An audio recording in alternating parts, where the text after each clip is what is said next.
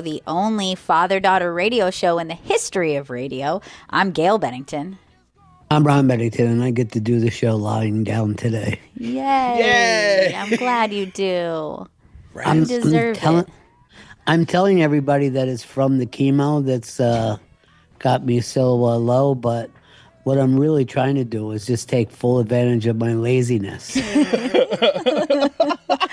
I say do it. Embrace it. And we all will.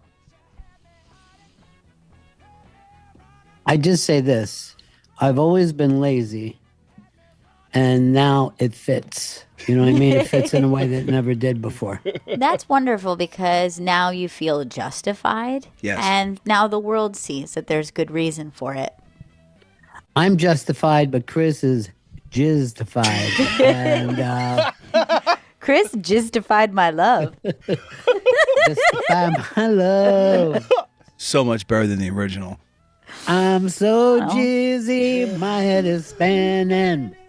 Thin Jizzy, that's me. No, it ain't. Here's the deal. Sometimes you just get very tired. Yeah. Yeah. Has nothing to do with chemo.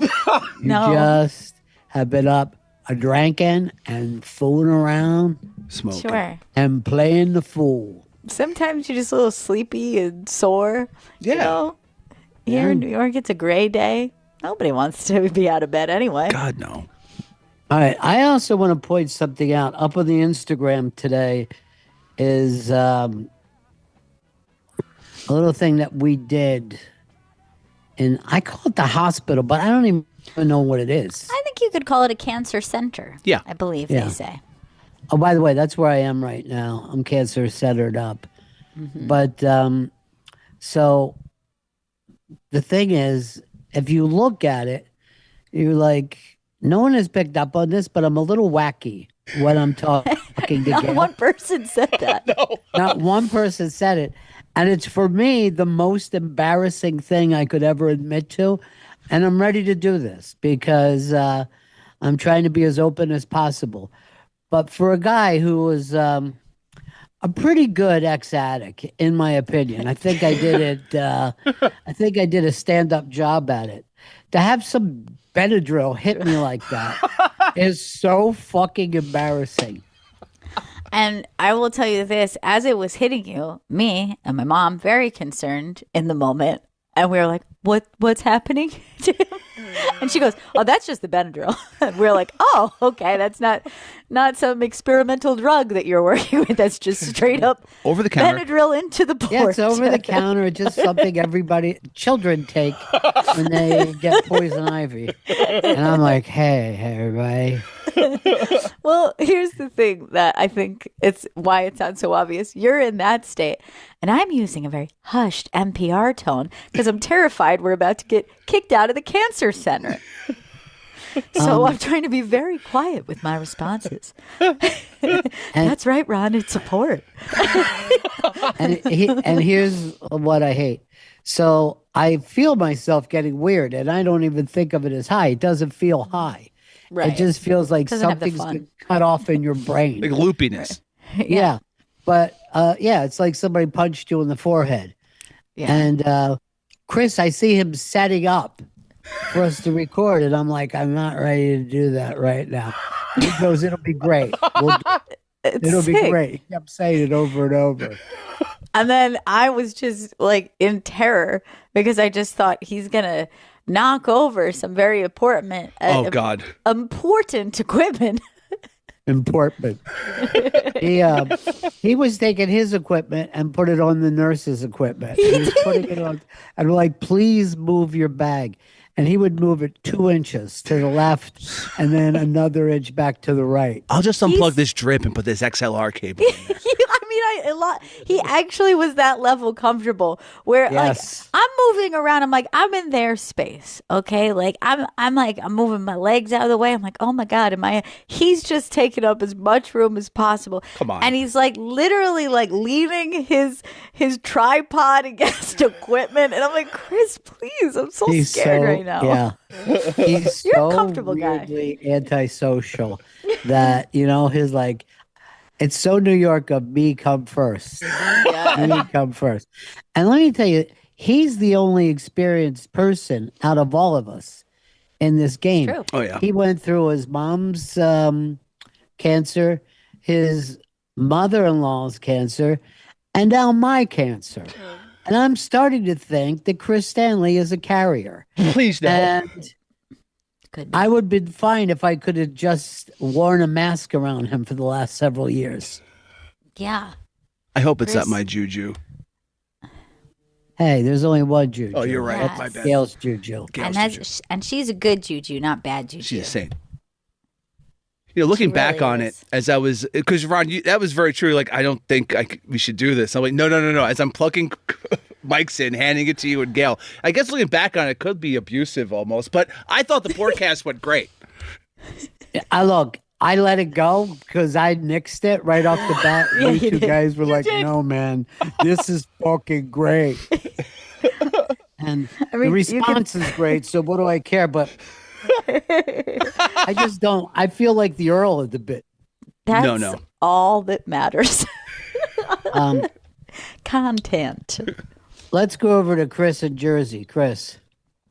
Ronnie, has Chris Stanley talked to the doctors at all about getting his own port and getting a party ball strapped in where the chemo ball goes? Ooh. You know what? A party ball would be nice, but also you can also get a purity ball, and that will Nice.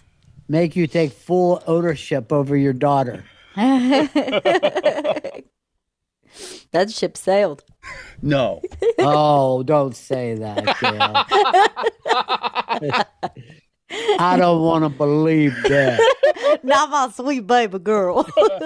My baby girl still my baby girl, no matter what. She's married to me. If I ever see a young man knock on the door, I'll shoot him with my shotty gun. Some of the sickest fucking act you could do in the world. Oh my I feel God. like Earl is his own, gave himself a purity ring. He gave himself a purity blue ball.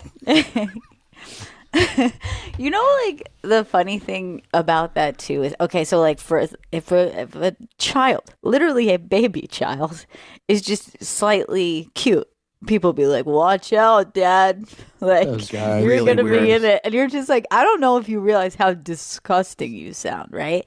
And then little boys, like people will be like, "He's a ladies' man. He's Yeah. gonna be a lady killer." Like, and you're like, "What the fuck?" Like, but imagine if you just swapped those, Yeah. where you're just like saying that about a little girl. Like, she's got a clean house, dude. Her body count's gonna be insane. Dude, you got a semen demon on your hands. All right, you took it one too far. Notice how I used body Always. count, and I said I Yes. didn't actually say semen in reference to a small baby girl child. Yeah, You we got to stay weirdo. away from him when it comes You to know, that. you It's the take it purity. past the edge is the problem. You know, And I just have to edge instead. yeah, you got to be an edge lord. God. Please. Let's move on, shall we? Yeah, we probably should. Chris, you bet the game last night? Yeah, I did. I bet a bunch of props. They all hit outside of Spurs money line, which screwed up the entire parlay because I'm a moron. Also, Yeah, you are. also this giant controversy. The one of the Spurs rookies, they apparently had a hammy act up, and he left the court. Was coming back onto the court, came out of the locker room, and then a person, and this is like on tape, I'm not just making this up, in a FanDuel t-shirt, grabbed him and escorted him back to the locker room, which looks horrible for the league. So are you saying that is an employee of FanDuel or just one of the guys wearing a FanDuel t-shirt? It was an employee of, I'm not sure the team or the stadium, whatever, or the NBA, but he was in a FanDuel branded gear, and he was like he was there in some official capacity. No one has identified him yet, but he stopped this kid, Harper, I believe, and brought him back to the from coming back into the game. And while Wemby can do a lot, he couldn't do it all last night. Well, you know what I mean? You're going to be like, we're not going to let that guy beat us. Whatever we got to do, these other guys got to beat us. They figure you out. These are professionals, okay? They're professionals. I really enjoy how low Wemby's voice is, and I really wish that he had maybe gone into choir as a young man, because I feel like he could be singing those sea shanties. Wemby, you'd be a great pirate. I wish he would have went into doo-wop. On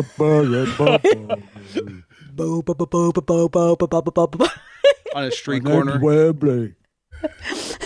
Or on a flaming garbage can. I thought he was going to be doing more like the yo ho thieves and beggars. I fucking the sea shanty stuff. I'm glad has come and gone.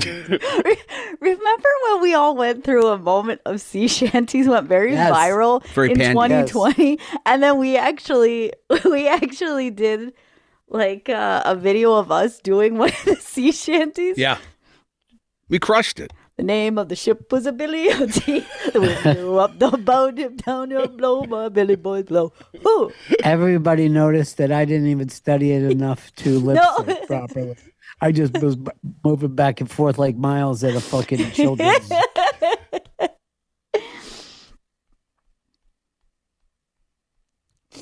I'd also like to point out all of the white dudes on the Thunder are freakish looking. I just need to throw that out there. Like Chet Holmgren is really disturbing to look at, and I don't like watching the games because of him.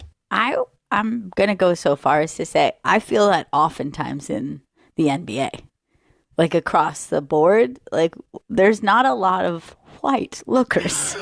Like a lot of them are just not really camera ready. And I know you don't have to be for a sport. It's just noticeable. That's all.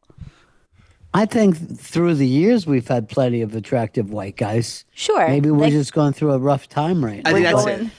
I also don't like to face shame. Right. Me neither. I know. But Chet looks like a cryptozoologist creature. They wandered out of the fucking Pacific A little Northwest. Far. I'm just saying the court is filled with white chop dogs. Caruso on the Thunder is definitely a chop dunk. Some cracker role player getting rings left and right coming off the bench. I hate that guy. I'm back at Cancer Quarter today, and I noticed you guys are getting bored. You're not coming down and hanging with me. Yeah, that's because you bully us to leave when we're there. Well, I worry. At one point, you just kept on saying to me, let's look up the train times to get you out of here. I thought you were enjoying my company. I'll call you an Uber. I worry about your children, Gail. I don't want them to resent. They're going to be like, you never put us first. You never put us first. It was always Papa. Papa was number one for you, mother. I'm telling you right now, a kid will remember a slight for decades. This is true. Oh, yeah. They do. They absolutely Every kid do. is like, my dad never came to my Little League games. Well, because it's not a real thing. You know what I mean? There's no What are you stakes. fucking talking about? It means nothing. You're fucking 9. By the way, I'm very like phobic and paranoid about picking my kids up late from school because like my mother once forgot to pick me up one time. Like now think of the millions of times that she was on time, early, there. One time. I think it was because the clocks changed. No, I remember the day very much. And I was like the last kid at school and they couldn't there was no cell phones. They couldn't get a hold of her. I was just crying. The reason that your mom did not pick you up that day is she was having an affair. No. And Mom! No. Mother! I came and discovered that she was at a cheap motel. Anyway, children carry that. You know what I don't remember? All the times that she got me on time. Yes. And took me to do fun things. Very thoughtful. But instead, I'm like, one time my mom was late. I shall never be late to pick my kids up from school. Be better now. I'm going to be honest about this. Kids have probably less, I don't want to say less respect, but they expect more, they expect perfection out of their moms, right? Absolutely. So that yeah. with their dad, they're like, "Oh, one time my dad took me out to get a beer." You know what I mean? And it's like the happiest day of their life. Yep. Because dads give so little. Finally connected Exactly. with the old man. And that's where we've gone wrong, mothers, is that we've set the bar too high. Yes. We've given too much. That if we just gave a dad level amount of commitment, perhaps your kids would be happy the one time you took them to get frozen yogurt. Yeah, he took us out. Oh, he took us to to the zoo one time, and he was having fun. Yeah. But if I do something nice for my kids, it's like a slap in the face that we don't do it again tomorrow. Like it's never treated as like, oh, remember yesterday you did something really cool for us? You know what's was kind of heartbreaking? AM Finance put up all these pictures of his dad when he was a little kid. He lost his dad when he was really young. And in every picture, he looks so happy to be with his dad. I know. And you're like, there's a fucking guy. He does nothing but try to have fun every day. He's a ball buster. But there's a hole in him. You know what I mean? That he can't fill, you know? That's heartbreaking. And it makes me think this. Now, Chris, I know you have no children. Earl, you have no children. No. But do you feel like it's better to be a dad or a stepdad? This is a good question. Can I ask one follow-up, and then I will give my answer? Sure. What age is the child when I come into the picture? No, Chris. I don't want to know why you're asking. Is she legal? No, it's almost legal. Boy or girl. I'm going to take it out of you because of that. Earl, what about you? I think stepdad would be a little bit more rewarding because this kid is welcoming you in. They're embracing. You're embracing him. He's embracing you. It's just God. No. Not in that way. Just like emotionally. First of all, have you ever heard the great stories about how much kids love their stepdads? You know what? I think Earl's going to be a great stepdad, but he's not a stepdad. He's the dad who stepped in. Oh, that's good. What they say. That's what they say about good stepdads. And you know how like a lot of times they'll show these is two different ways. Like it'll be like that they surprise their stepdad with like adoption papers, essentially. Like they want them to adopt them. Or I've been seeing a lot of these kids walking at graduation, and the stepdad is being recorded, and then they say the name and the kid takes the stepdad's name or like hyphenates their name and like adds the stepdad's, and then he's just Niagara Falls because he's not expecting that the kid loves him as the dad who stepped in.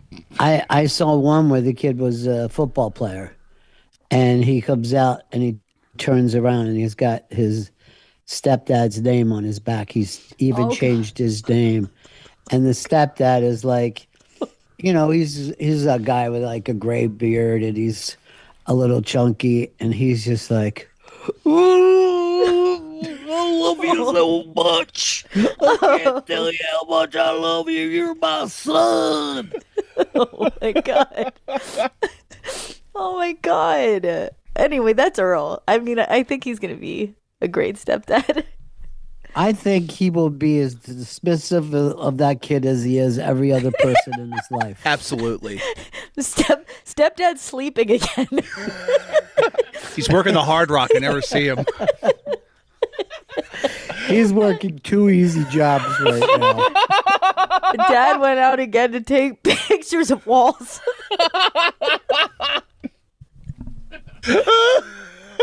We call him Wall Man because he comes back every night with pictures of walls. It's the Great Walls home.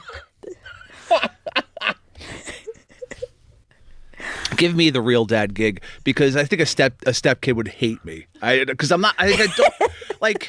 You know what I mean? I'm going to be honest. They're going to point out your weight a lot. Exactly. That's not going to be right. I'm a target. Food eater. You're a food eater. We all eat food, kid. I'm here for your mom. You're taking her money and you're eating it every day. So are you. I wonder what kids like would have more trouble with, a stepdad or a stepmom. Interesting. That's interesting. I don't know, because here's the reason why. Is because I feel like it's stepmom is difficult because it's your dad chose this person, so it's still anti-dad in a weird way. Like it's not anything personal to her. It's just usually like, you fucked up with my mom and now you brought this lady here. It has nothing to do with her, but I'm gonna take it out on her, I assure you. And she's 2 years older than me. Fuck that. She's still in college. I guess you can call me mom now. You're like, oh no, this sucks so bad. We should go shopping one day. Follow me on TikTok, kid. Oh my God, Chris. Just saying. If your stepmom was on TikTok. Oh yeah, just doing twerk instructional videos. Because it's 10 years ago. We don't need that anymore. Like we've actually mastered it as an art form. I used to call my stepmom my step monster. And then one day I got so upset I locked myself into a chilly room and just stayed there while my friends panicked. That might be the worst scene in any fucking movie in history. She's just in a room with the windows open. Stupid. Slightly off temperature in here. I'll freeze myself to death. It's 50 degrees. Because you even see no one else is wearing a big coat. No. Oh, you're not as comfortable as you could possibly be. God. The only good thing about St. Elmo's Fire was the painting of Billy Idol where the light switch was supposed to be his earring. Oh, yeah. That's pretty cool. Yeah. I mean, that's very clever. I also like the scene where Demi Moore's partying with them sheiks. That's pretty cool. Yeah, except for she acts like she's in fucking real trouble and they're not even paying attention to her. Exactly. Pure racism. Oh, yeah, for sure. I'm so glad I saw that as an adult and took it in with an adult's mind because that movie was fantastic. It was ridiculous. Oh my God, Chris, is that a picture of you and your mom? Yeah. That you sent? That is so cute. Let me see. I don't know if it's cute. It's kind of sad looking. No, it's beautiful. It looks like she should be painted. It's he that's the sad part. In the arms of an angel. It's a fat little boy on a couch. No. That's And a look, cute boy. His mom looks exhausted, like Yeah. I'm trying to work with this fucking ADD kid. Oh, yeah. And then the kid is basically loving this big, ugly, dirty bear. Very dirty. If I have any just context clues from the stories Chris tells us, he was never not asking for things. I've always said when Chris says, I begged my parents to go too. I begged my parents for this. And I was just like, you must have been driving, as a mom now, you must have been driving them nuts asking for shit. Can't imagine. Me want. Yeah, take a look at Chris's mom. Yeah. And I'm just going to say, my cousin Flossie. Oh, really? Absolutely. Yeah. Yes. Yes. She does look like her. That's wild. She's so tired. She's so exhausted. I don't blame her. She did her best. Actually, my Aunt Flossie was like my stepmother while I had a real mother because her and my mom, they were sisters. They were very close. So I could always just go to my aunt's house and act like it was my house too. Yeah. Aunts are great for that. I had 2 aunts that were second moms. You know, it's funny when your kids come over my house, they just open up the refrigerator too. Yes, they do. They're just like, oh. So there's strawberries. Just take them. Don't act like you're interested in what's in there. Just say what you want. Oh, how interesting! You have strawberries in here. Wow, that's really. Oh, Yeah, actually, I would like some. Stop beating around the bush. Just ask for it. I like when I find out you're bringing the kids over. I'm like, we've got to get some snacks because I know how disappointed if they don't get good snacks. Jesus, the snacks. Nobody warns people about that, about parenthood. I don't think I realized the nonstop snacks. It's just like they constantly want snacks. I'm constantly prepping something, opening something, chopping something up, pouring True. another glass, and I'm like, oh my God, it hasn't stopped. I remember Rap said to me once, I like to go to your house because your mom always had snacks. Is that hilarious? Yeah. Let's stop by and see what he's up to. Snacks are important. They are. And then some people grow up in what they now call an ingredient house. And that's a house. It was like, it just wasn't snack forward. You know what I mean? Okay. Like they weren't buying chips and pretzels and cookies for people to just take snacks as they want. They were just like, these are the ingredients for the meals I'll be making later. So you're just like looking around and you're like, there's some asparagus, there's 2 lemons, there's a butter. Like, what can I snack on? Can't live like that when you're a child. You're just cracking open some breadcrumb and eating it straight out of the package. There's nothing I've been else there. to eat. When I coached a kid's 10-year-old basketball team, Yeah. so every game, one kid was responsible for his mom bringing snacks, right? That was like the deal. And like one week you would just see stuff like, oh, they have raisins and celery and orange slices. And the next week it would be somebody with full cans of Coke, Yep. like a Pixie Fix. Like you wouldn't know what kind of mom you were getting. And it was Yeah. always hilarious to me. You're begging for those white trash mom snack days, that's for sure. Hell yeah. Because I was like a healthy snack kid, and there were like kids who straight up had like Doritos, cans of Coke.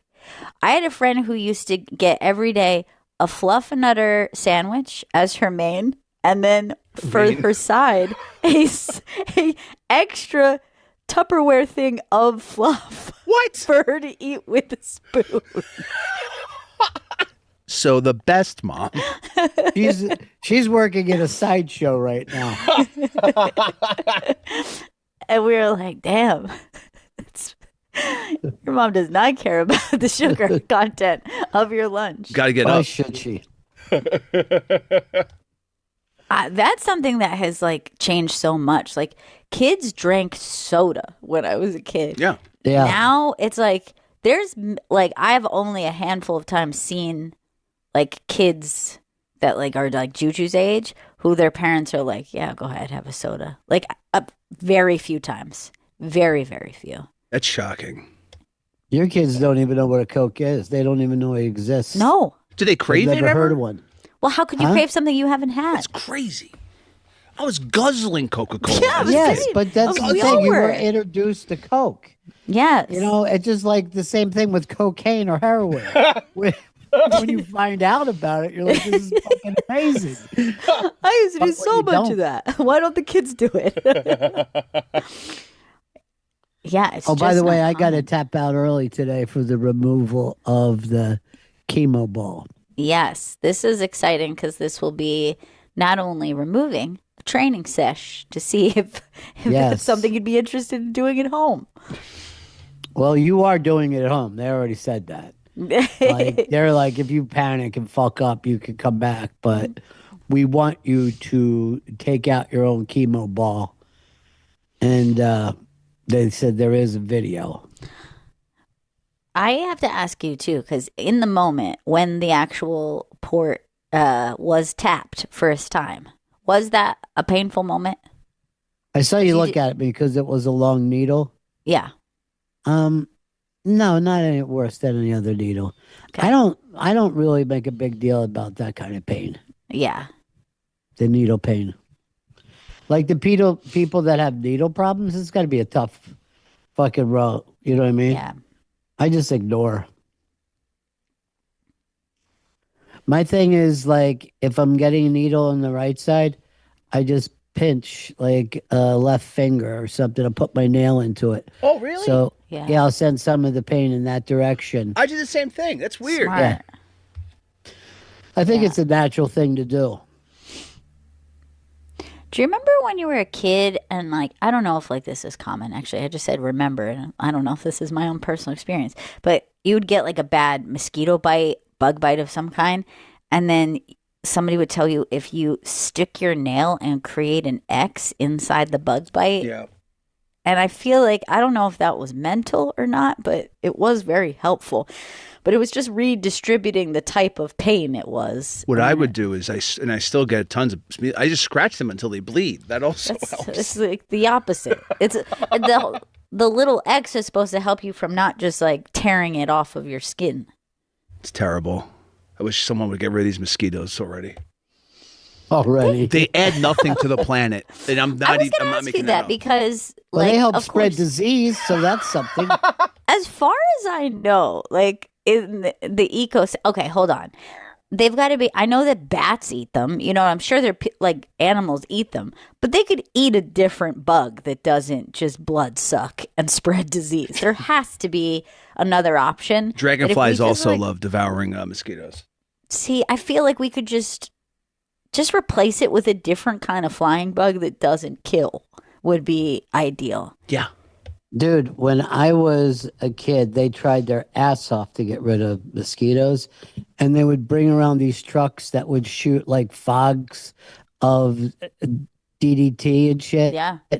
And we would run behind the trucks, so we would be in the fog.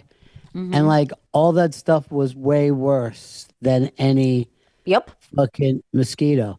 They were basically saying, kids, don't worry about the mosquitoes. We're bringing some Agent Orange to town. Yeah. They have done that a couple years. I don't think they do it every summer. But when there is a high like West Nile virus in New York, they have done that in the city, right? So they tell you ahead of time, although sometimes you miss it and you don't realize what's happening.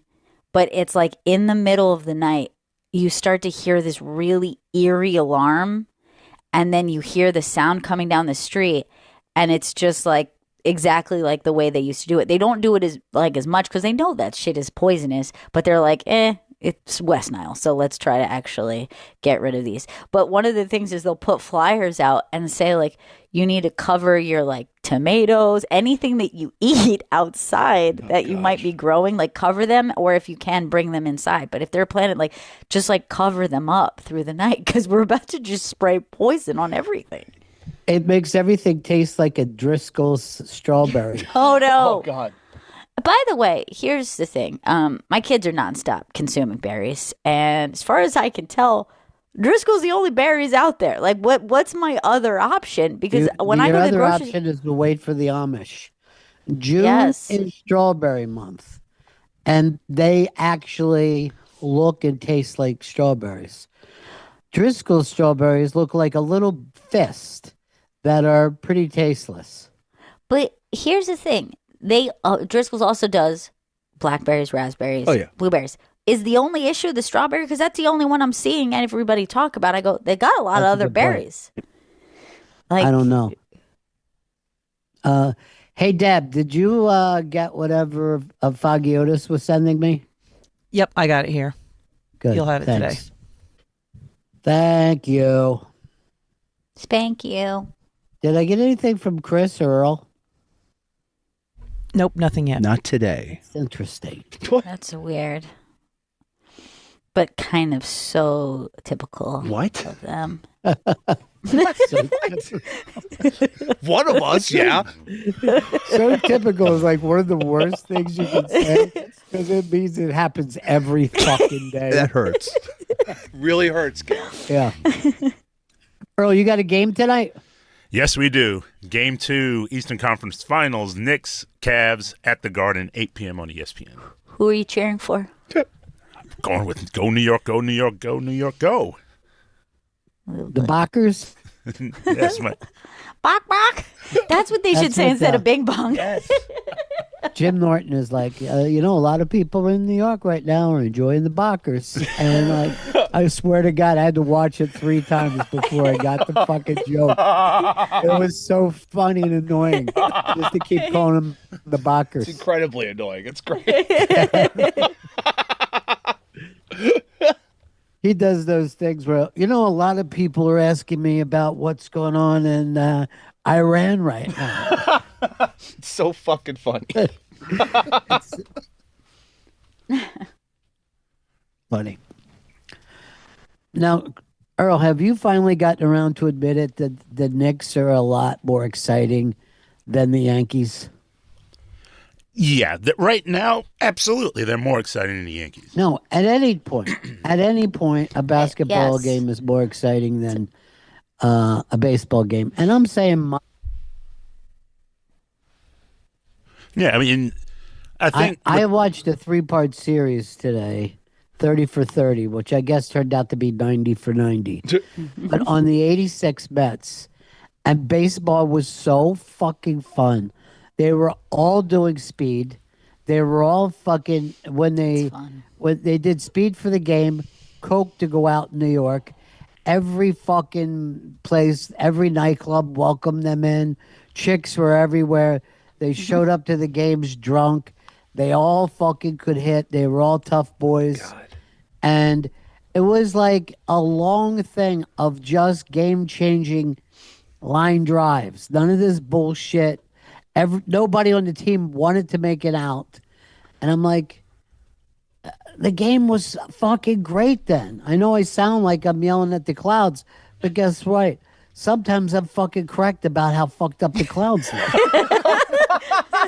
These clouds are a real problem. Yeah. I think every cloud is shitty. But the National League was a blast in those days.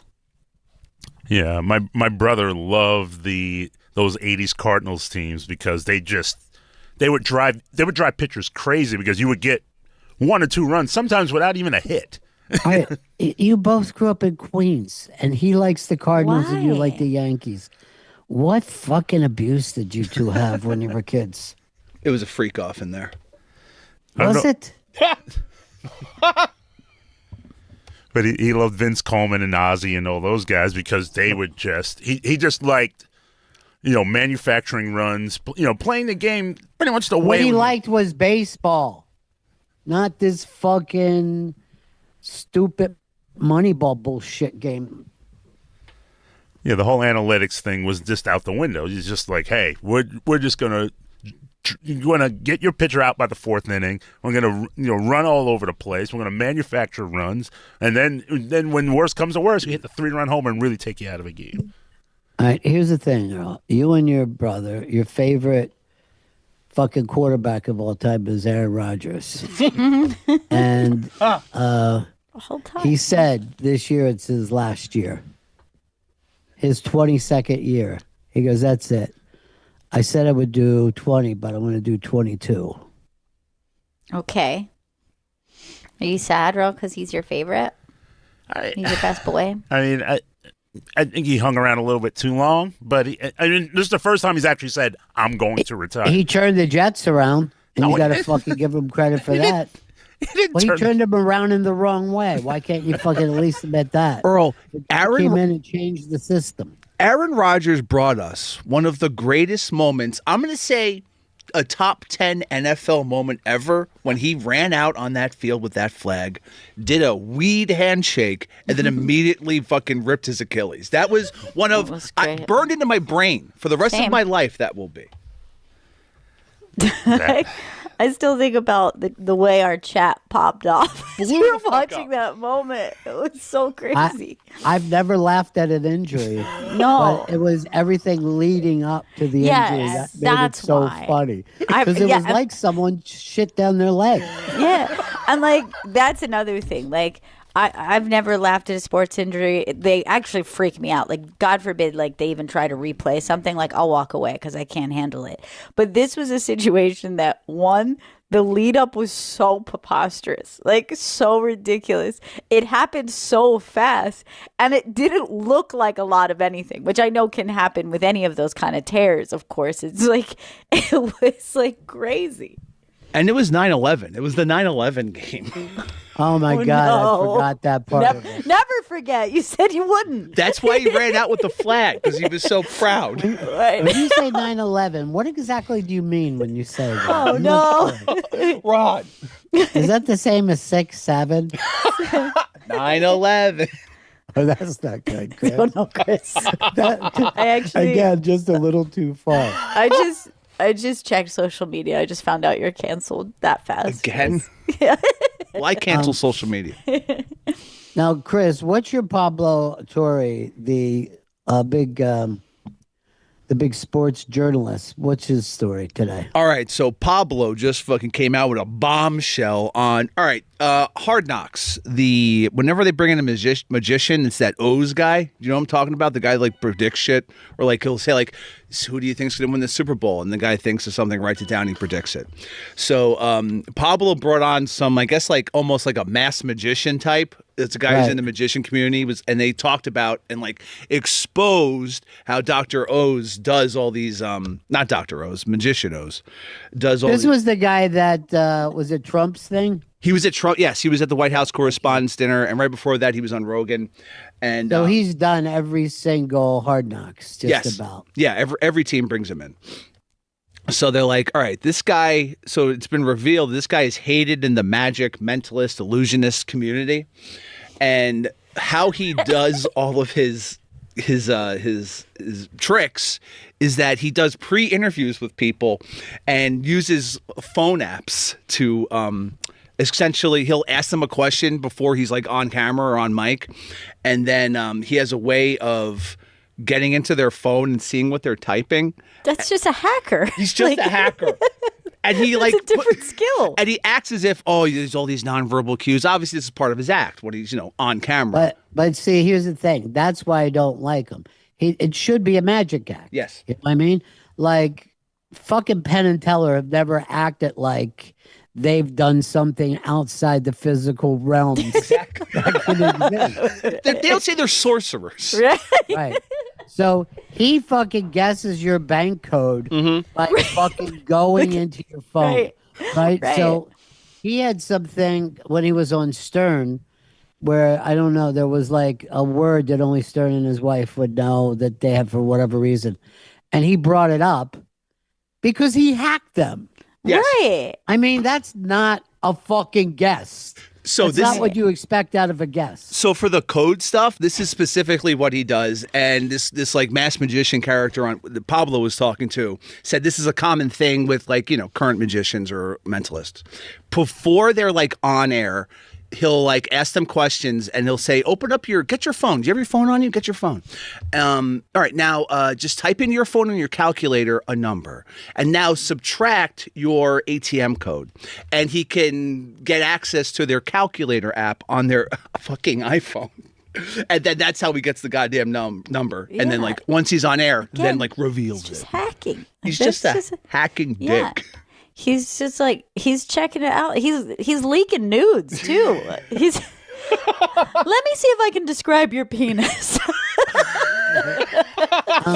Tell me, is this a picture of you and a prostitute? You've been The fapping? Philippines? Yeah, my only beef is I don't think you should be hacking. No. And B, I don't think you should act like you're a mentalist Yeah. No. when you're just now, here's the thing I want to see. Is anyone else going to book this guy? And then be like, oh, that fucking freaked me out. Or are you going to say, did you just fucking hack into my phone? you Yes. prick?" Right. Yes, exactly. It's be laws against this. I'm glad Pablo's exposed this and has used his journalistic powers and this mass love it. magician fellow Good. who doesn't have a mask on. I don't know his name. And he's not invited to the Magic Castle No. anymore. No, and You're out. oh yeah, as he should be, because he's just using people's phones. That's it. That's not, and he acts as if it is magic. It's crazy. It's so stupid. Here's the thing. I really do enjoy close-up magic. It's I the find it best. to be unbelievable. Yeah. But and I talked to a guy in the comedy industry who said magic is the next big thing. He's like, magicians are now where comedians were 10 years ago, 12 wow. years ago. Who knows? But it is like fun when you go and see a close-up magician. It's fucking really great. It's just the best. And like Penn and Teller have that show. I think it's still on. I think it's called Fool Us. And then they just put on, magicians and that do, for the most part, close-up magic. And it's fucking great. I saw like this video. This is probably like a year ago, but somebody had said you realize that you now have adult money, and so you can do whatever you want. And I hired a magician to come to my party. Hell yeah. So it was just like an adult party, and a magician came the way that would like for kids, but he was doing like close-up magic and also just like dove out of the pocket thing, and everyone was going crazy. Yes. And they're like, this is so fun. And then more people started to be like, hey, actually that's a good idea. Like they started booking that guy, but other people started making videos like, this is a great idea for a party. It's actually a pretty fun thing in the middle of your party. Our old friend Mitchell Walters used to do that, and he would go in, and like he was so good with fucking cards.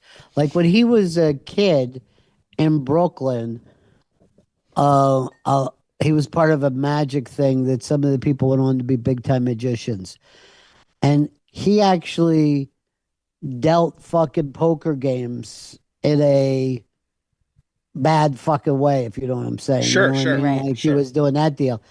And then he stopped. He goes, it's too fucking scary. You know I what I bet. mean? Like Right. he goes, you could get fucking killed doing it.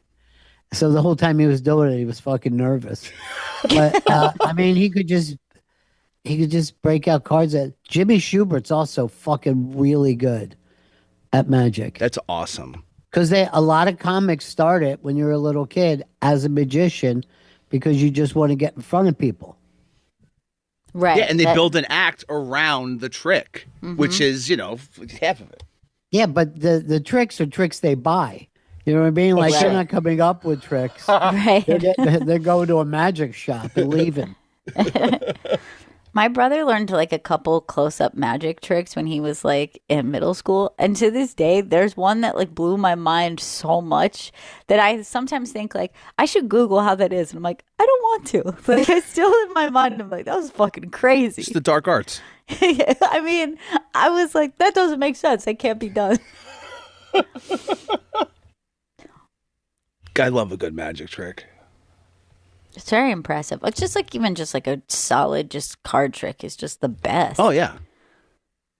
And like I just am impressed that like most of it is like, oh, like that's just a sleight of hand. Well, that shit takes a long time to learn. Like that to me, it's like impressive that you can do that.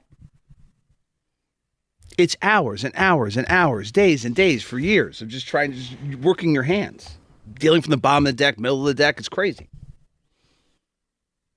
When we were talking about stepdads, this guy Joe sent us this thing about being a stepdad. And he goes, you can't act like the dad and be a good stepdad, especially when the biological dad is still in the picture. You know, it's something different. It's all about supporting your partner in parenting and supporting the kids. And then he was like, I was the guy who could encourage my stepson to kick footballs. And on senior night, we all walked out on the field with him, mom, dad, stepmom, and me.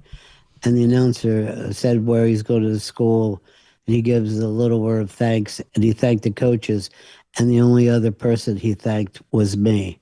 I had to hold in the blubbering. Aww. Nice. But he said he also felt super embarrassed that he didn't think of his dad or mom. Man, if I was a stepdad, I would undermine the dad if he was around all the time. Like, I would really fuck with that kid's head for my own benefit. That's because you're a good person. Yeah. And I think you're creating a really healthy family environment for the child by doing that. Really good. Gonna manipulate this boy. Like the one that you grew up in. Why don't we take a break here? I'm going to remind everybody I got to leave in a half an hour to go get some whatever the fuck port stuff done. Yes. I'm going to Port St. Lucie and seeing what happens there. We'll be right back. This is Bennington. Faction Talk 103. It's the Bennington Show.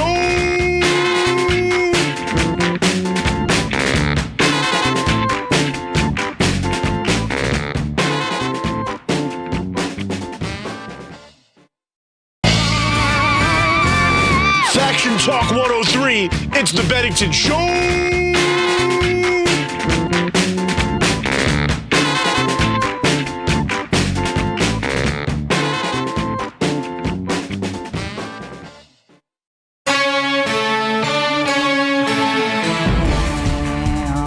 Bennington is back and airing all weekend long on Comedy Greats Channel 94 and on demand. It's Ron's new audio documentary, Passing: How Comics Earn Their Seat at the Legendary Comedy Cellar Table.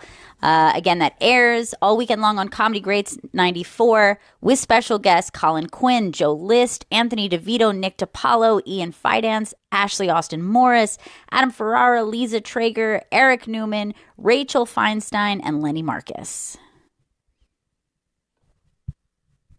I know we're saying that it's Ron's, but I have to admit, Deb and Chris did all the booking. Chris did all the editing. It was just a piece of cake for me to do. You know what I mean? With that Team Benny going down. Yeah. And it's really, I mean, all the comics are just so great that everybody had something that was interesting or really funny. Oh, yeah. It was just, yeah, it's just a great fucking concept. I really love it. And I hope we get to do more at some point. Yeah, this is so great. And yeah, these are some of the funniest people on earth, so it must have been a blast to do. Yeah, always. Always it's fun to work with those people. I'm going to actually even play some of the fuller things because everybody just got a small part. But, you know, I just think of Nick DiPaolo in particular, that everything he said was gold. It's just so fucking funny. He's ridiculously funny. He's ridiculous. And he asked about you too, Gail, and, you know, he's just a great guy. Yeah. I know he's probably one of our most misunderstood guys that we have. Yeah. Sure. But he's just he's sweet. Even when he talks about some of the guys that he came up with, he has such a sweet nostalgia about that era. You know what I mean? Yes. Just a real pride. I always loved talking to him. I haven't seen him in person in ages, but every time I had a conversation with on air, of course, always very funny, but even just like hang out with him off air and the way he is, he's so truly funny and he's very thoughtful. He's a very thoughtful guy. He is. Yeah, he lives down near Savannah. He moved, he wanted to go red the whole way. Yeah, sure. You know what I mean? Got to get down in the red. And, but it's just great. I think you guys are going to love it when we play this. All right, it is the Bennington Show. And I do want to say that I'm reading the comments and all the dad port jokes are fucking cracking me up. I think Kathleen said, thanks for all your support. That's good. Serena had a good one in there, too. Well, I can't wait till she comes back. She's the best. Very soon. But really, really good. Jim McClure has been, you talk about just being a supportive dude right away. I'm just proud. I'm proud that we're buddies with him. He's just great. He's a true bro.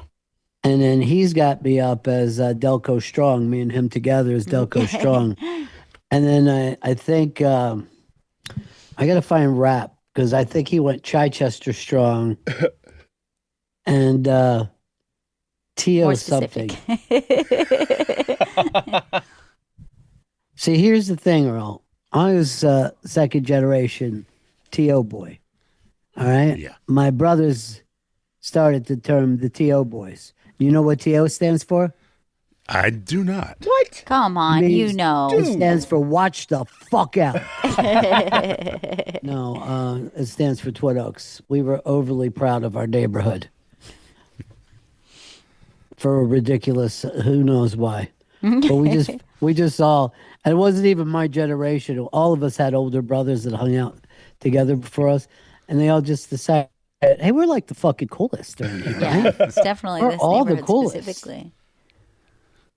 It really makes me laugh because my husband is from Delco as well. And when Yeah. I'm visiting his family and we'll be driving around, he'll be talking about different areas, towns within Delaware County. And he'll be like, people from this area were like this. People, oh no, this place sucks. This place really rich. And like none of it looks different to me. Right. This is all the same place to me, bro. Like, no, this is way different. Growing up in Chichester, we literally hated Sun Valley, which was about, I'd say, 300 yards from my house. And the reason why we hated them is somebody in that neighborhood had a pool. And we just like, you Exactly. motherfuckers. They think they're better than you. Well, Sun Valley came from like Sun Oil. So a lot of those neighborhoods would be like corporation towns, industry towns. Right. And so it was almost like the Sun Village. You had the like the further down workers, and then Sun Valley was supposed to be middle management. Gotcha. Right. I don't think that was even the case when I grew up. You know what I mean? Right. It just But was. that was the established, yeah. reputation that stuck Right. forever. Right. And they actually did think they were better than us. Right. Awful. My husband Yeah, and it's his life. family, like everyone from his area, will talk about places like, and he lived in a single house. That just meant a house, just a house that wasn't a row house. And we're like, oh wow, a single house. And I'm like, that's Not touching anything else. yeah. I was No bullshit. born in a row house, and then we moved to a single house with a yard, and life was good. Yeah. Life was good when you have a single house. It's really weird. I never even asked Rap where his people came from, but most of the people in my neighborhood came from like one or two towns over. Like things changed Sure. Yeah. at a certain point, and people started to move, just a couple of towns over. Right. Yeah. America, the thing is, everybody thinks, prejudice always just has to do with color or, religion, but really it just has to do with whoever everybody decides is their tribe.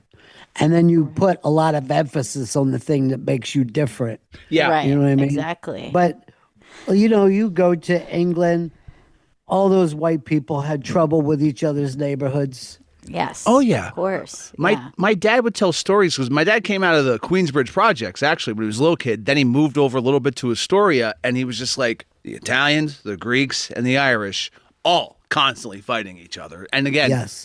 it's a two block by two block Right. difference. Yes. When I lived on 66th Street, old guy Artie, he was like, this was a German block, and the Irish were the other block. And you don't want to go walking past the Irish block. You don't want to be on 65th Street. No. You're like, fuck. Despite all your rage, you're still just a rat in a cage, bro. I know. It's like the Spider-Man meme. Like, you guys have more in common with each other than anyone anywhere on the rest of the planet. Yes. You know what I mean? Like, you're on the German block and next door is the Irish block, but you wouldn't have much in common with people in Germany. Isn't that funny? It's just like True. you guys are one block away from each other. You're in the same world with each other. You're all just dogs barking into a puddle. And they will do that. So I want to put up the picture of me and Jim that he sent back today because that meant a lot to me. And then also I got a picture. Bobby Kelly sent me one of his signature hats. That's nice. Oh, nice. Well, actually, he sent me two hats because he didn't know my head size, and one of the hats a pinhead couldn't wear.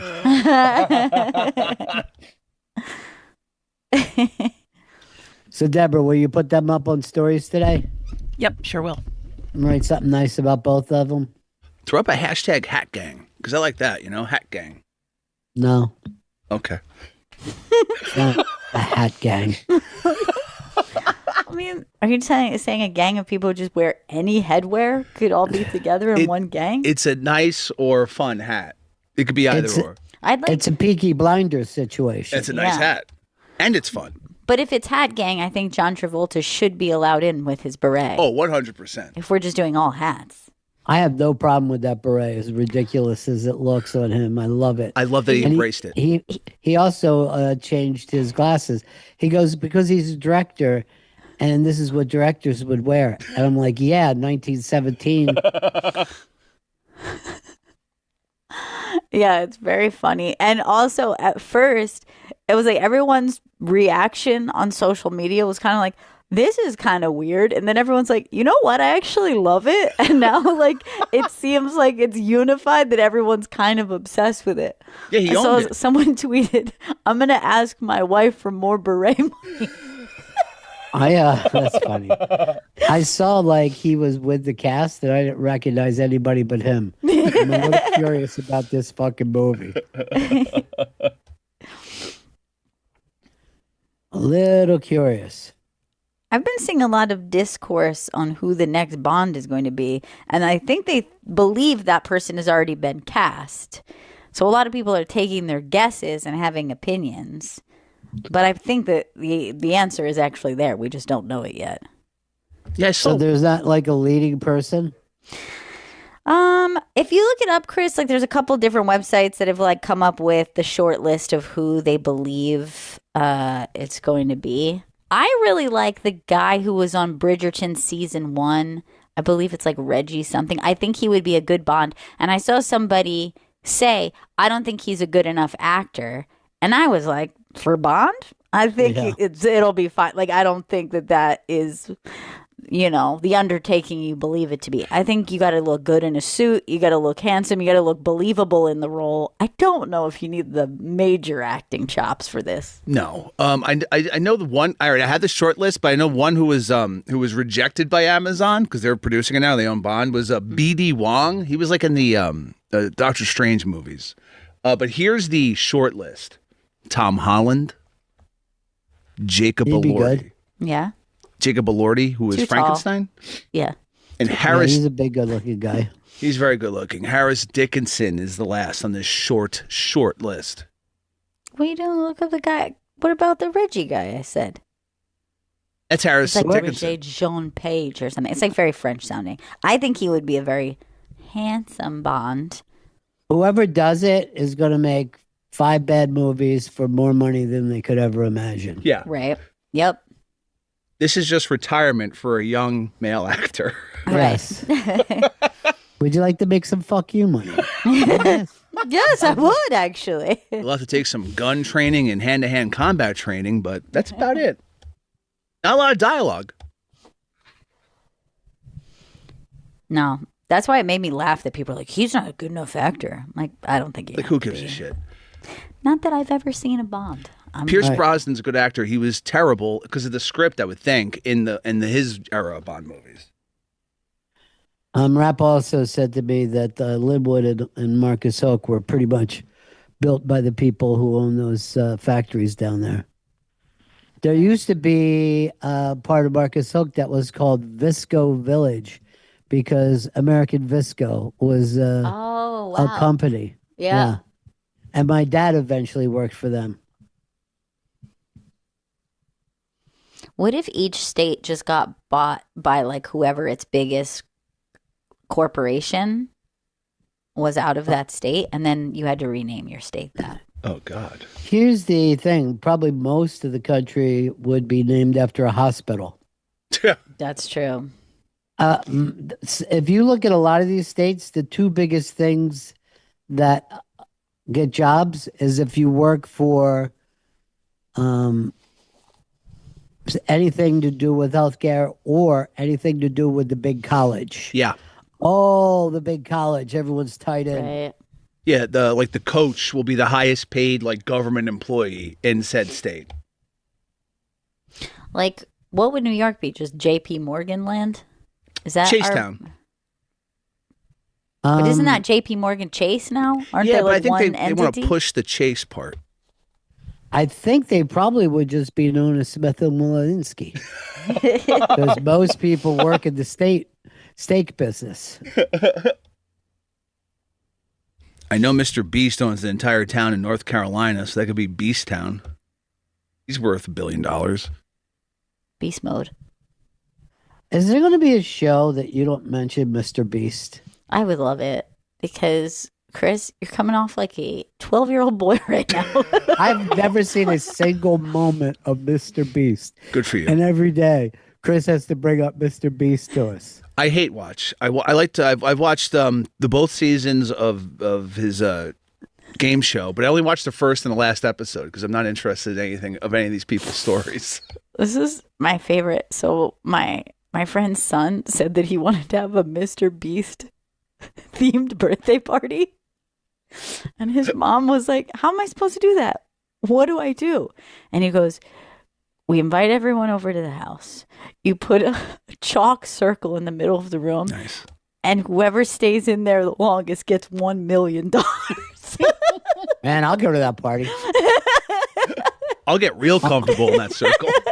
Dude, I saw this video today. It was the funniest thing I've ever seen. So this is an OnlyFans girl. And her biggest fan, they, auctioned off to come meet her. The guy comes in. He looks fucking crazy incel. Okay. He paid $3 million. Okay. He sits down next to her and goes, you look fatter than I thought you were going to look. Oh, you're joking. This can't be I'm real. not. This is the male loneliness epidemic. I wonder why. I wonder why. And she was pissed. It's like she wanted nothing to do with him, even though he paid $3 million. I would have shoved a pie in my fucking mouth. Yeah. You Oh think my that's God. fat? You want me to oink for you? All right, the girl's Alice Rosenblum, and yeah, he fucking pumped $3 million into her OnlyFans account. All right, why don't you? Can I Why don't see you the size of her? try to bring it up? Just how weird you hear him say, "You're fatter than I thought." I'm finding the video itself when she meets him. I can't even believe that this guy could be that weird and that rich.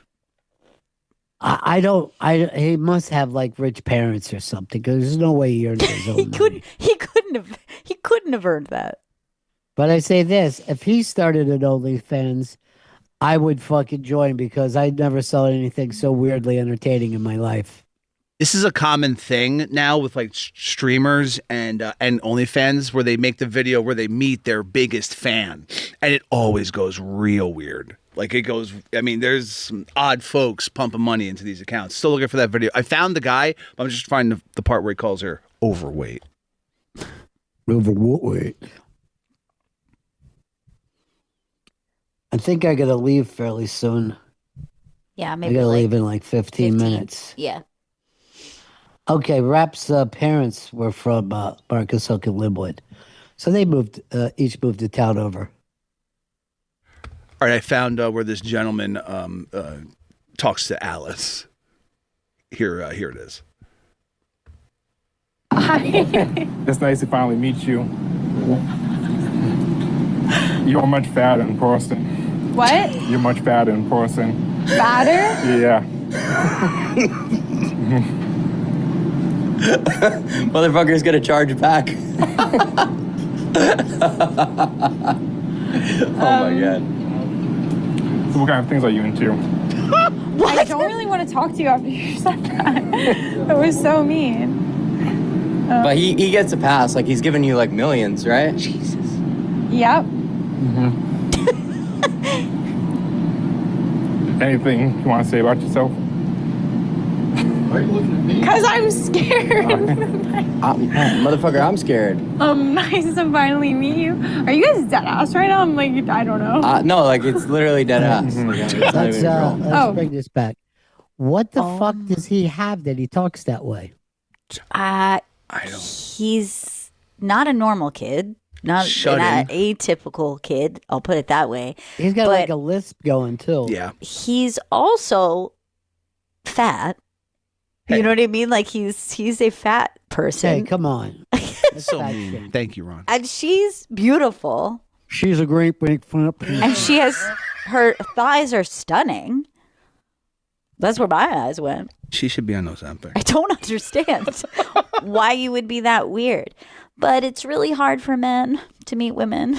It's so hard for them. It's easy, though, to spend $3 million on OnlyFans. Where is this weirdo getting $3 million? This is like, crazy. I don't know. Who gave him the money to do this? I'm dead ass shocked right now. Are you dead ass right now? Oh, this is dead ass. Dead ass cut the cameras is what I would be saying. Thanks for the cash, bro. Peace. What Yeah, would you she like was to like, say I don't about even yourself? talk to you. What do you mean? Like this? You had all this time. You gathered up the money. This is your moment. You called her fat and then asked what she'd like to say about herself. You look fatter in person. Thank God I'm not meeting any my subs on OnlyFans. But like, he had no understanding that he said something wrong. No, No, you're right. yeah. I mean, he seems like he has something that blocks him from understanding things socially. Possibly. Perhaps is my guess. Because it didn't But seem like he was trolling her. That seemed like a genuine No, interaction from his he- point of view. He seemed like he just thought my inner thoughts should be outer thoughts. Is what I think he just went down there. Yeah. Dead ass. That's what went down. He dead ass is cringe. I remember when there was like when I was younger, people would convince like the different kids to say stuff to their parents at the dinner table, like, "Do we have any fuck stew?" And then just to find out about the reaction. And somebody might have said to him, "You should tell her that." That's my new guess. Right. That's a good point. That he could be easily influenced, perhaps, to say that. Sure, that's very possible. I mean, he's been easily influenced to give $3 million to a lovely young lady. A little overweight, but still. I don't think she is. I literally don't think there is anything overweight about her. Can I tell you, if she wasn't overweight, she would have just laughed it off. Yeah, it's a good point, Ron. I mean, she was an understudy for The Whale. Yes, Stop acting fat. Really. Yeah, she had super juicy thighs. So I don't know what he's complaining about. He was maybe disgusted. maybe he meant it complimentary. Like he's like, this is my kink, and it turns out you're more of what I like. But he couldn't even explain it. No. Like he couldn't walk it back or clarify it. So he made that statement, didn't respond to anything she said or the No. random bro. Like he didn't that go, was- oh my God, I don't know why I said that. I think you're beautiful. I'm just saying. He just moved You're on to his fat. next generic NPC question. Is there anything you'd like to say about yourself? It's like Earl on a date. That I'm not fat, I guess, is probably my first statement. Oh, shit. That's wild, man. Yeah.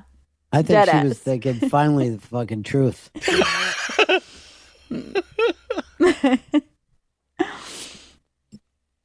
I'm really happy though that she got $3 million just to have someone like say that she's fat. Like I actually think that's a pretty I take that. yeah. I mean, It's some well of worth us hear it for free. Yeah, I'd be Jeff Bezos right now if I was getting Bezos. Why do you say Bezos? Like, are It's you trolling Bezos. me? Like, are you Yes. an incel who's trolling us all? I am no cell. I'm the opposite of a cell. I do very well for myself. Here's a story, and of course, Mark of the Times. This is a brewery that has been around for 200 years. Oh no, Schlitz. And No. I think- yeah, and they are gone. no. It's heartbreaking. That's very sad. You guys drink Schlitz? I did, sure. Of In course I did. college, Yes. I would crush Schlitz because at the time it was the only beer sold at the Pathmark near SUNY Purchase that came in 15 packs. That's very I was true. like, what? 3 extra beers? This is awesome. Drank it all the time. The thing about Schlitz is I used to drink it, the only beer probably, because again, like you guys, it was the cheapest. Yeah. Was like middle school up until like 10th grade. And then somebody came up with the term, I got the Schlitz shits. And everybody would say, don't buy Schlitz. I got the slit shits from it. I never once did. I didn't like marking up and paying more money, but there's nothing I could do. Yeah, it's like it was just like it got a bad rap just from the rhyme scheme, really, when you think about it. The rhymes will drop you. You got to think when you come up with something, what does this rhyme with? Yep. Even if you're naming a child. Yep. You got to be really fucking careful. Yeah. You got to think about it because kids will think. They'll think fast. And my parents didn't, obviously, because Piss Chris, the pissy boy. I mean, it's just right there. Like this, there's some Pissy, things like pissy. you're not going to be able to avoid. Piss Stanley. Right? You should be safe as Chris. It's not ridiculous. Piss Stankley. It's not like your name is Art or something. Like we should be comfortable with Chris. Yeah, that's a tough one. That's a tough one when you give your kid the wrong. I can't even believe that people are still calling their kids Dick at this fucking time that we live.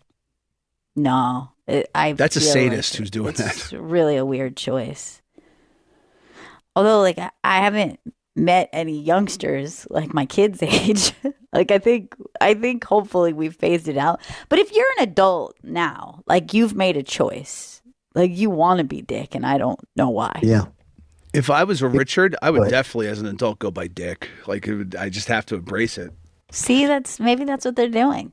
Maybe they're saying big dick energy. Yeah. You know what I mean? To really fucking bring it together. Because you step the fuck up. Somebody said this, they wrote to us that when we were talking about how many beverages Chris was drinking yesterday, and you start to say it, and one of the times he said saltines. And I didn't go back to look for it, but if he's saying that he was drinking saltines, it's hilarious. I was I was going over all of Were you a parrot? I was drinking a lot of beverages, coffee, water, what have you. And then also I was hammering the graham crackers. But I was like, you know what? I need to mix it up. I'm going to have a saltine and get a little salt in there, then go back to the graham crackers. Where do you get the saltine and the graham crackers from? Oh, by the water and coffee station. Oh, these are free treats is why. Oh, yeah. Pop brought some home with me, too. Look, that's why you would love AA. You'd leave there with some donuts every Yes. single time. Now, at AA, when you show up, are these full-size donuts or are they just getting the munchkins, the little round ones? Full size. It's, wow, that's exciting. It's, again, people bring, at different times they bring their things. That's nice. I've seen Gurion just stand at the table and fucking finish a meal. Yeah, of course. You've got to. Man, I really pulled a Gurion at the hospital then, 2 days ago. I was going to call him because he's 2 blocks away. But when the fucking Benadryl hit me, I'm like, oh, the last thing I want to do is put myself in conversation. That's a bad trip you're going down there. Right. I still don't understand how that happened. I've fucking done Dilaudid. I've done fucking morphine. It's because it wasn't like a pill that dissolves. It was the pure juice. Yeah. I have to believe that that's going to hit you harder. Yeah. Well, just mainline. Maybe you shouldn't have fucking shot, videotape me while I'm in there talking like this. It's a podcast, dude. All right. Just put that up so you can hear me one beat behind myself the whole time. And Gail sounds totally normal. Maybe a little gentler in my tone, but maybe a slight bit of concern to get kicked out, but otherwise normal. All right, here we go. Here's podcast. The first podcast that anyone has ever done while getting chemo and talking to their daughter, who they also do a radio show with. I'm very honored to be the first guest of your podcast. The port changes everything, and you notice I even have a hat that says port on it, and that comes to us from Snacks and Design. So cool. I love it. Yeah. I mean, I can't believe that they had a port hat. Well, they said they're designing some snacks that go directly into my port. Sounds so delicious. Yeah. Or who cares if it's delicious? It goes direct to the port. Yeah. It's for people who want to gain weight but want to do it privately without chewing anything. Here's what I feel bad about. I'm sitting here enjoying some chemo. I haven't offered you any. And I feel like a really bad host. We should also point this out. Chris's editing going to the chemo drip and all is just fucking priceless. Oh, yeah. The B-roll was a very nice touch. Yeah, the B-roll. Oh, yeah. I was sneakily shooting some B-roll as everything was going down. Nothing you were doing was sneaky, by the way, Chris. Small place, large man. Every day, Deb asks Earl if he's got anything for the show. And today I think we've got 4 that have been on here all week, and we haven't gone to them even once, but they hang around. Yeah. And then this is my favorite that he put in today. Tried boba tea at work. Oh, my gosh. You're So like only 65. Yeah, it's cool because you're only about a good 25 to 30 years behind the rest of us when we all tried boba tea for the... It's better late than never, Gail. But I mean, I No, it isn't. It's fucking way late, and it's not worth talking about. Yeah. When the whole world has drank already boba decided. tea. I just tried saltines at the hospital first. I live in a small town, Earl. We have no less than 4 boba tea spots. Well, why did you think it would make for a good conversation, Earl? No, because you want to try. I wanted to try new things, and so at the start, Well, you want to try old things. You wanted to try old things. Yeah, it's like you tried milk. Well, I'm going to guess you were thrown by the texture because you seem like that's something that would freak you out. Yeah, that was kind of a jolt when you at first, and then and I finished it. I mean, I was shocked that I finished it because I generally. Oh, we finished. I was generally shocked that I finished it and thoroughly enjoyed it. Well, I'm so glad that you finally got to experience something that's quite popular internationally, and you approve. What flavor did you get? I can't even remember what the flavor was. It was yesterday. Okay, it didn't So, happen. hey, Go on. I hate to interrupt Earl and his boba talk, but this showed up on the wall today. For some reason, my video wouldn't upload, so I can type. I've been interviewed a lot in my life, but never better than by Bennington. Yeah, he knew everything, but he also had such kindness, and most important, an understanding that made being in show business worth it. At least Ron understands what the hell I'm trying to do. Love, just love. And that is from Penn Jillette. Oh my Hell yeah. gosh. That's amazing. That's so cool. I'm going to drop the mic and let you guys finish the show out while I go over and try to get this chemo ball Yes. out of my chest. By the way, is it very deflated? I was curious about that too. Yes, it's very, very deflated. You're about to Very ball cool. out. Yeah. Well, I hope it goes well. If you guys need me, text me. Text me. I too. will. Yeah. And I love you guys. And I'll say it one more time. Just the response and love that's come my way has just been overwhelming for me.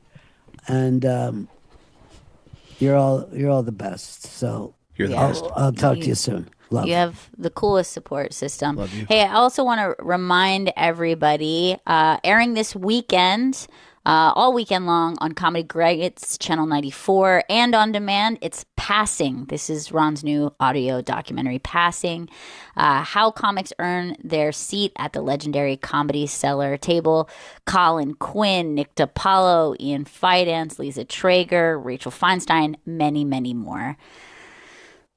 Great job on that, Chris and Deb too. Great job. It was a fantastic. It was just great all around. Just from getting all those interviews, putting it all Yeah. together. It's really a fantastic audio doc. And it's crazy. Ron has been putting this together during all of this, through the diagnosis, while he's been sick, while he has been doing treatment, and he's doing a live radio show. And I should probably tell him every day how crazy that is. But and now a portcast, Gail. Yeah, and now a portcast. He has his own portcast. People, I know friends of mine just keep on being like, "You guys are doing a show today? Wait, you're doing one today?" I'm like, "Yep, we're doing one today." Yeah. But it's amazing that he gets to do that because I know, like, there's nowhere else he'd rather be. Oh no, absolutely not. Chris, I know that I hit you with some big news last night, and I decided to send it to you because I was like, I shan't look into this, but I hear you are going to be taking on ballmaxxing. Look, we've moved past looks maxing, right? We're past looks maxing. And now it's ball maxing. And do you want to maybe explain to folks what ball maxing is for those who haven't already started their ball maxing journey? So, all right. So ball maxing is when youngsters, young men, maybe even older men, who knows? Any men. Any men. Let all men. Hashtag all men. It's body modding to inject saline or, let's say, safe surgical lubricants into your scrotum to make it fuller and to max it. Because max it. As we all know, you want to have big balls. All men have ball envy. Actually, I just found it out for the first time last night when I saw the headline because people are saying, some doctors are saying this new trend of ball maxing can be dangerous. Yeah, I would imagine it would be. But I want to know this as someone who doesn't have balls. Is this something that you guys have been desiring? Like, have you guys been standing in front of the mirror going, look at these stupid little balls? I hate my balls.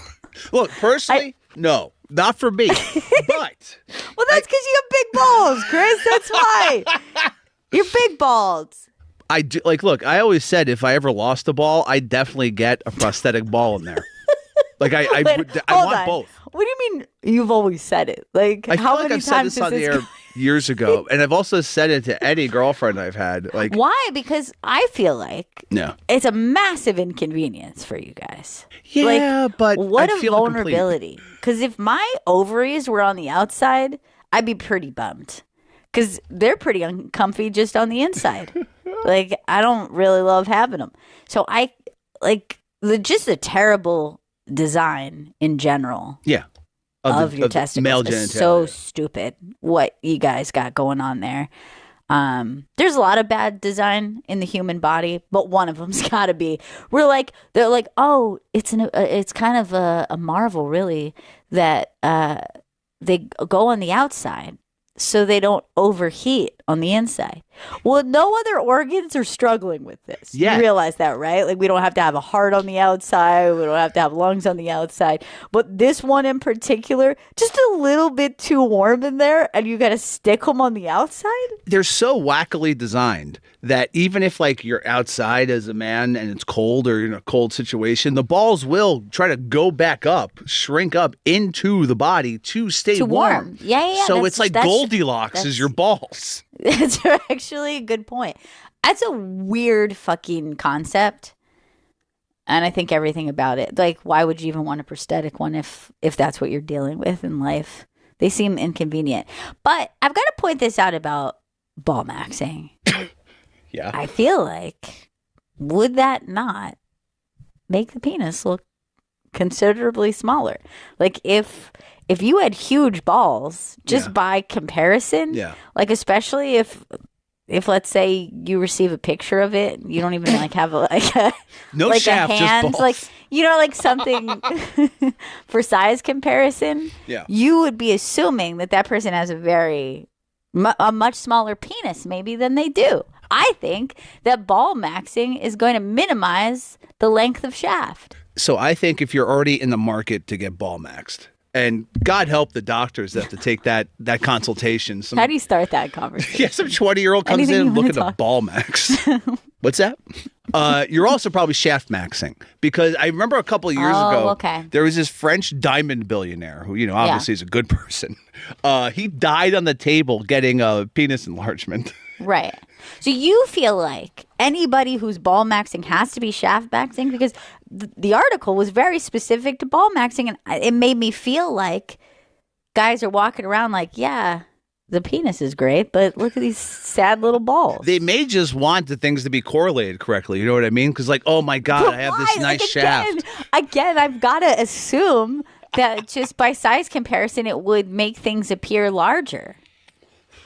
I feel like all right, so let's say a dude has a giant shaft but small balls. He's like, I need to make this. He's probably self-conscious about it when sending dick pics or, with a partner. I assure you, as a woman, and by the way, of course, men are going to be, ball maxing for men as well. Oh, sure. I don't pretend I'm the sole target audience of ball maxing. Big ball energy. No, I really don't. But I'm going to tell you this. I don't think there's going to be a ton of attention visually for women when getting a dick pic at the balls, unless the balls are really weird looking. And then you're going to wish that you know what I mean? Like, I have always felt like it's either like they're fine or they're bad. But like, I don't think. But it never adds anything. It just is, or they look weird. No woman, and come to think of it, no gay man has ever sat there and been like, and his balls were fucking great. Like, they're the best ones I've ever seen. I've never heard, no one has ever come to me with a sex story, man or woman, to share how pleased they were with somebody's balls. I have heard a couple displeased. So that's what I was going to ask. So like, what was the displeasure about the balls that they told you? Because this is interesting. Like strange shape, or like vastly disproportionate. Like, I think we know that they're different size scrotum balls. Maybe if one was vastly larger, someone mentioned it to me. So it's only if it's an oddity. And they were concerned medically for them. They were like, I'm a little worried because one looked really, really big, and the other one was like non-existent, and like they wanted to make sure that maybe should they go ahead and let them know that they should have that checked out, or like. But now in this day and age, it's like they could just assume. I guess I'm with a ball maxer. But just on one, he could only afford one ball. You know what I mean? Like, maybe he's like, next year I'm going to take on the other ball. I got to pace it out. What I find interesting, though, is what are they actually, I guess, so I don't think they're actually even from this description of ball maxing where they're just pumping fluid into your nuts. I think it's just filling your ball sack with more liquid, meaning lubricant or whatever, saline, right. I don't know. Now, if you told me that guys were getting some surgery perhaps to like tighten them up, like the equivalent of like a breast lift, but like a ball lift, I certainly know that people say they go lower with age. They start as all hanging. Things do. Gravity, as all dog. Things do. So like but we're not talking about a lift. We're not talking about like, hey, things are getting a little saggy down there. I'd like to bring it up top the way it was in my youth.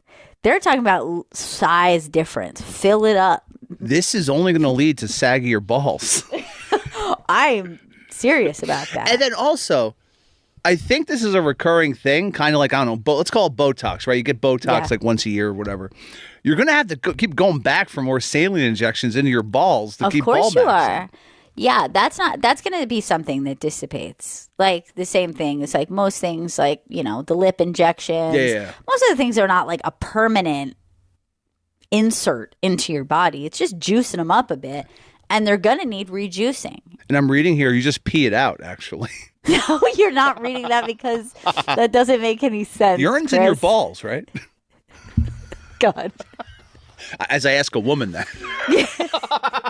Man, I hope not. But you know what? This is the funny thing. Between looks maxing, ball maxing, and anything else you guys are up to, I just want you to know what you're talking about is gender affirming care. Just so you know what you're sitting there confused about it. Women get gender affirming care, so do men. And it's now it's ball maxing. This whole like ball maxing, looks max. Well, it started with the looks maxing thing with that kid clavicular. He also, like Ron brought up with that OnlyFans girl that met her biggest subscriber. He met his biggest subscriber because he streams on like Kick or something. Oh wait, he did the same thing. He did. Yeah, so it wasn't in person. It was over stream. Like the guy streamed in. He's given. I can't remember how much money he's given Clavicular, but a nice chunk of change. And it was just like a weird shut-in, like surrounded in old Pepsi boxes, and he was just in old Pepsi cans. It was really weird. And the kid Clavicular was also weirded out by it. No one who streams or does OnlyFans actually wants to meet their highest sub, but they have to because they've given them so much money. And he's like Clavicular. I don't know. I mean, I guess what's his deal? He just has like a lantern jaw. That's it. All right. So Clavicular. All right. So he got pumped into the algorithm, in my opinion, by Peter Thiel, but we can go past the conspiracy stuff. But no, he's just a kid who was on like the looks maxing forums who were about just like young men talking about how to make themselves more attractive, make their jaws more pronounced. And then he just blew up on the internet, which I think, but that was manipulated. Look, I feel like, does he give a before and after? Because then I'd start to listen to him. Because like he's fine in a picture I'm looking of him right now. Yeah, he's a fine looking But kid. I don't even think he'd win top model. Like I just feel like he's doing okay. But maybe he's come very far. I don't know how weird his chin was before this. But I do think that if you're going to start giving people advice on it. No, he has before pictures. And is it a big difference? Is he like... Here, let me try to find one. Is he super chopped? I mean, also, he's like 19. So his looks maxing journey. Yeah. How am I going to look hotter when I'm 19? You wake up is how you do it. God. I bet this dude's ball maxing too. Like once he finds out about that, he's definitely getting in on that. All right, so here's the before and after of Clavicular. This hot young stud. Send it. So there he is on the left. And obviously there he is on the right. So he was a little chopped. Okay. So also he's a boy. He's a child. He has some acne. He has bad haircut. Yeah.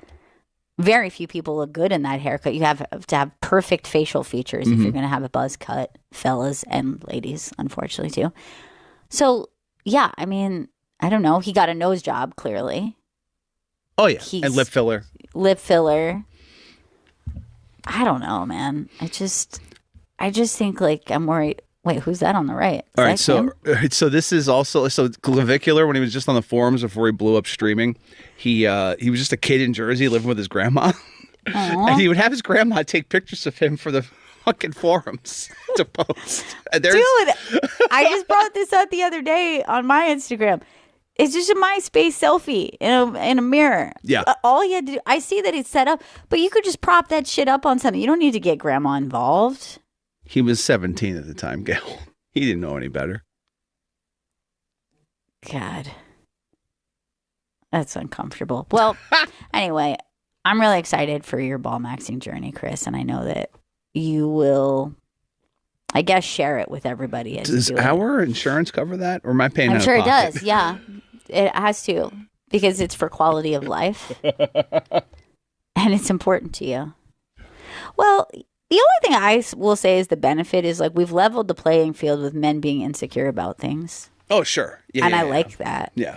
For you guys. Yeah, especially for the younger men. I mean, they're totally they're cooked with this whole look maxing shit. Like they'll look back on this time period and be like, we really got brainwashed. Like the way that I like my generation does with like growing up in like the 90s, early 2000s, which is rail thin heroin chic girls. Mm-hmm. And then fucking Britney Spears comes out and does a dance and everyone's like, Jesus Christ, she's fat now. And then you look back at that thing and she's like, looks fine. She's like, just a normal girl. She looks totally fat. No one would call her fat. They would actually, and like even like as soon as like 10 years ago, they would have been like, damn skinny bitch, like you got nothing to shake. Like that's the weird thing. This stuff goes in trends. I'm reading. Why do we get horny together in trends is really weird. We're like, now we're horny for skinny people. Now we're horny for thick people. Yeah, now I'm horny for a giant ass. Like maybe society tells me I need to be horny for giant asses. Isn't that weird? Or like you're like if you look at the 1920s and all the chicks had like the high eyebrows, Yeah, like, yeah. that's what everyone's horny for. Yeah, I'm Like, horny why- for a flapper. Well, Ron is at his appointment now. We're gonna wrap the show up. Thank you guys so much. Thank you everybody who commented on the podcast, and if you want to check that out, it's on our Instagram at Bennington Show on Instagram. Love you guys. You know what Ron would